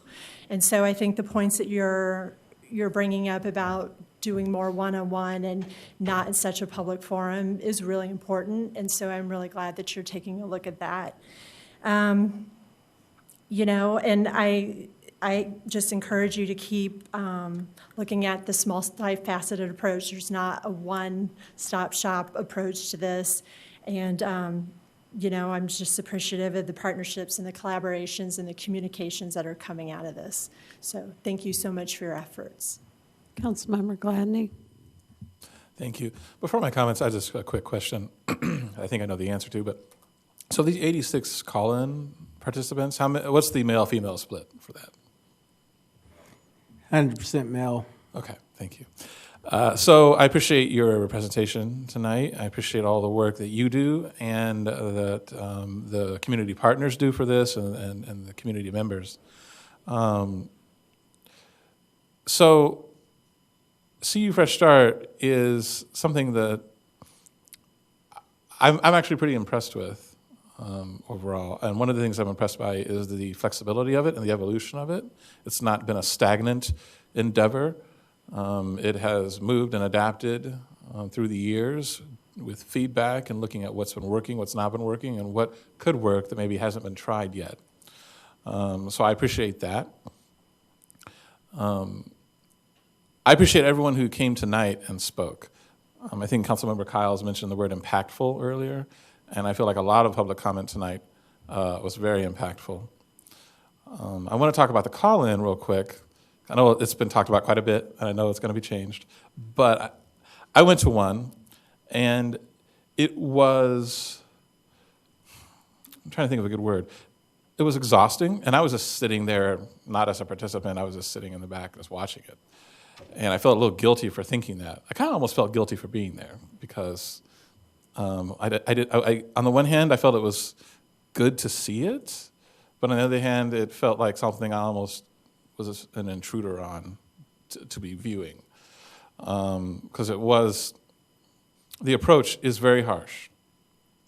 And I know there's many in the community that would probably nod their heads to me like, darn right, it should be harsh. This is a serious issue. People are dying. People are getting injured. And I get that. But sometimes the way you take something seriously is not to be harsh. It's to sometimes come with maybe a more soft approach. And that doesn't always work. But that's the thing about the call-in that I think made me feel a little, I left it and I wasn't sure what I thought of it. And I felt a little uncomfortable, but I wasn't quite sure why. But I think one of the reasons is it's a one-size-fits-all approach. And that doesn't always work. And I asked that question about the participants, and I pretty much knew they were all men. And in our society, and particularly in certain segments of our society, how men are treated and what it means to be a man is, in my opinion, a little skewed. It's very heavy on sometimes just shows of strength and toughness, and not that those are necessarily bad things, But I feel like sometimes men are not allowed to be vulnerable, and they're not allowed to be sensitive, and they're not taught what those things are, and they're not taught how to be that way in a positive and a productive manner, and how to have empathy. Sometimes that's not allowed for certain men, and it's damaging. It's not only damaging to them as individuals, but it becomes damaging to other men, to women, to society as a whole. And so with that in mind, basically having a call-in session where you continue to be, you continue to hit these men with toughness and the words are failing me tonight, but to me it was nothing new. It presented nothing new that those folks probably hadn't already been subjected to throughout their lives. So it's not that you don't take that situation seriously, but it's like maybe you try a different approach to correct the situation. And so I'll move on from that. I really like what was in our packet about the workforce and job training partnerships. I think it talks about in the coming year, we're going to focus on that a lot more, and I think that's really good.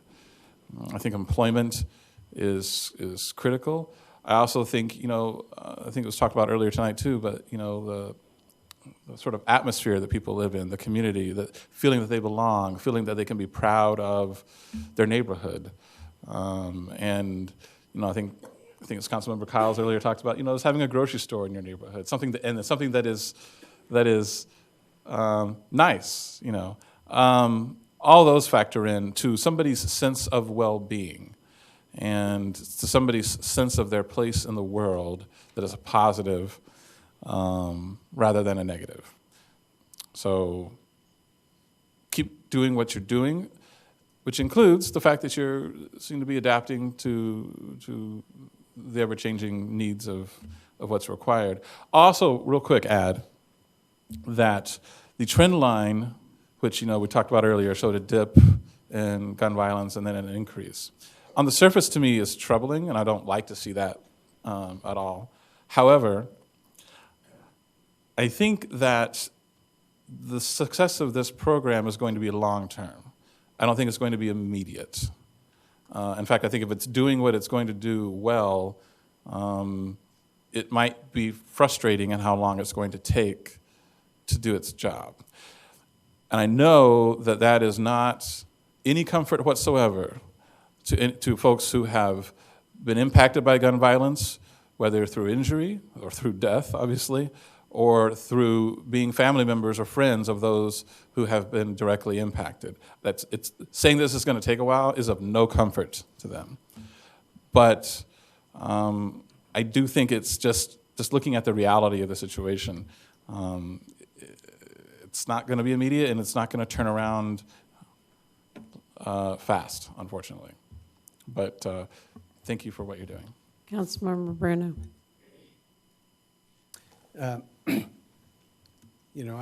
I'm glad that we are re-examining the approach to the program and that we are considering all angles. I would make a couple of observations. In the DUI field, there is this concept of victim impact panels. And everybody who gets a DUI in Champaign County, probably in most of Illinois, you must attend the victim impact panel. You have to go there, be a part of the audience. You have to hear told to you the impact your actions have had on other people. People who are impacted by DUIs tell their stories. Maybe that's a really flawed approach. I don't know. But it's not something that I don't think reasonable people can disagree on about whether or not some being made to say, look what you've done to me. Look at the loss that's occurred in my family because of gun violence. Don't be a part of that. It hurt me. It hurt my family. It caused a loss in my family. That's not a far-fetched concept. And I'm glad that we at least recognize that there are multiple viewpoints on this and ours can evolve. But it's interesting for me to hear all of my colleagues now all saying, you know, I always knew this was a stupid idea. The way you've been approaching it for the last 3 years so clearly was wrong. Why did we do it this way? You know, if it's now, we can say, man, whoever had the idea that you ought to do this in public? It was so obvious. You know, I don't think it was an unreasonable concept that maybe you be made to come down and face your peers, your family, your neighbors, the people that you want to have respect you, and you're confronted with the harm that your actions have caused or may cause to the community. So I'm not going to be critical of how we have done it in the past. I don't know that it necessarily was all that misguided. There are lots of models in the world around us for having people be called upon to take it to task for their actions. But I'm also supportive of, you know, it hasn't been working. That's why I asked the questions I asked. Have you found that it's backfired? Have you found that that didn't work? And I'm glad you gave me the answers that you did, that, yeah, you know, that wasn't working out so good, so we're going to try a different approach. I'm fully supportive of trying a different approach if you've had the empirical data that the way we were approaching it wasn't all that effective. And it turns out it was more harmful than good. But I don't think it was unreasonable to think that there may have been some good to being made to answer in a public forum to the harm that your actions are causing your fellow man. You know, this is hard and uncomfortable work, and the people that are sitting in front of me have been doing it with grace and a lot of caring. There's also a whole group back there and over here that have been doing the same thing, and I am appreciative of all of you and the roles that you have played. I didn't read this, nor did I hear from our panel tonight that we're just going to throw everything out. What I heard was maybe we're going to change the tone. We're going to be mindful of and respectful and caring. But I guess I still expect there to be some discussion of the impact that the behavior has on our community. And I keep looking over here because I'm looking at Pastor Parks, who has participated in almost all of the call-ins that I've been in. And he has been clear that the behavior is unacceptable, that it puts people at risk. And he's also clear that these young men who look like him are people he cares about, and he wants to help make whole and to help, you know, be part of our community. So I guess what I'm hearing, and maybe wrongly, is that we want more of that. It's not that we don't have expectations of accountability, but that we can care about people at the same time. And I also recognize that the MDT is a large group of people with varying opinions, and we're all working together. So any incremental change, we're not going to, you know, the next call-in is not going to be so dramatically different that we don't recognize it, would be my guess, because we're working with a large group of people, and we've got to incrementally get there. And for the law enforcement piece, and I don't want to speak for Chief or anyone else, but I mean, the prosecutors need to say, I will prosecute you, or I have prosecuted these people. That doesn't mean they can't be respectful and say that they care about people who are in front of them. But the whole point of them being part of the call-in is to say, I have a role to play in all of this. So I guess I trust the team that has been working like crazy on this for the years that we've been doing it. I appreciate that you're in front of us saying, hey, it's time to tweak it and look at it. And if you tell me we're totally changing it, that's okay too. But I think it's really about the respecting, caring, and tone. And I'm supportive of, re-examining those things. I also think it's important, and you guys made this point, to recognize Fresh Start as a part of a larger whole.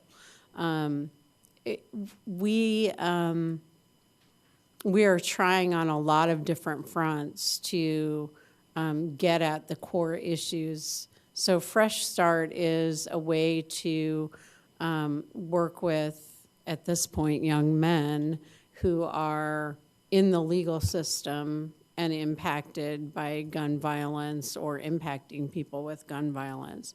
We have goal getters. We have the Community Coalition. We're about to launch a children and family program.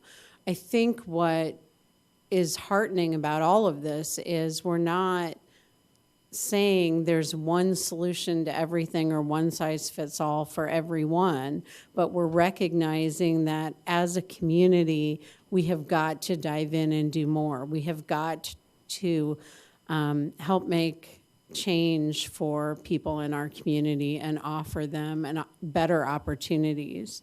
And I'm really excited that I'm part of a council and a staff that is working hard to do that.